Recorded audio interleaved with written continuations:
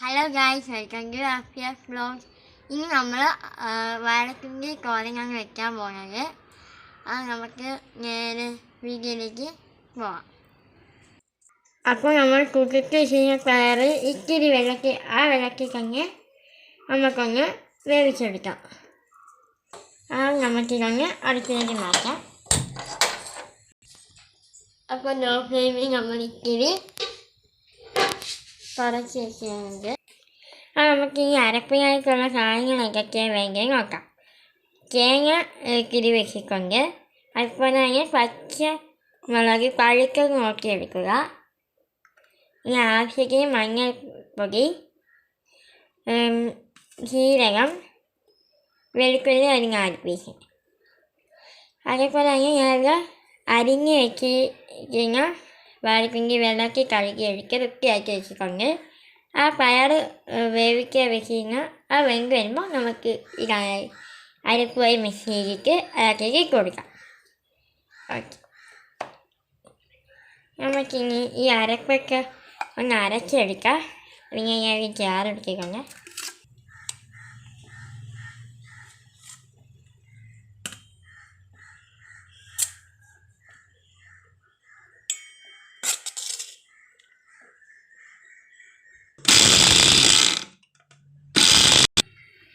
നമ്മൾ പയർ വെള്ളത്തിൽ വേവിച്ചെടുത്തിട്ടുണ്ട്.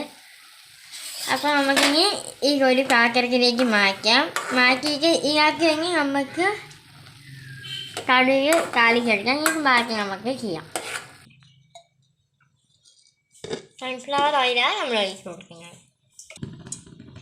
നമുക്ക്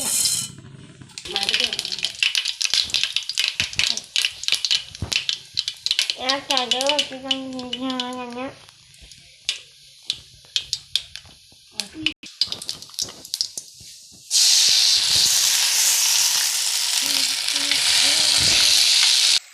അതിനാവശ്യത്തിന് ഉപ്പിടാം.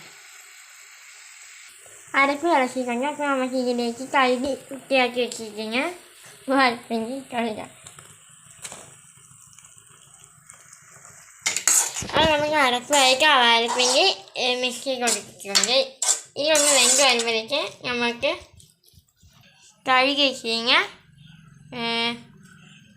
വേവിച്ച് വെച്ചിരിക്കുന്ന പയറിൽ കൊടുക്കാം. അപ്പോൾ ഇത് വെന്ത് തന്നിക്കൊണ്ട് വാഴപ്പിണ്ടി അത് നമുക്ക് ഇതിനകത്ത് വേവിച്ച് വെച്ചിരിക്കുന്ന പയറിൽ കൊടുക്കാം.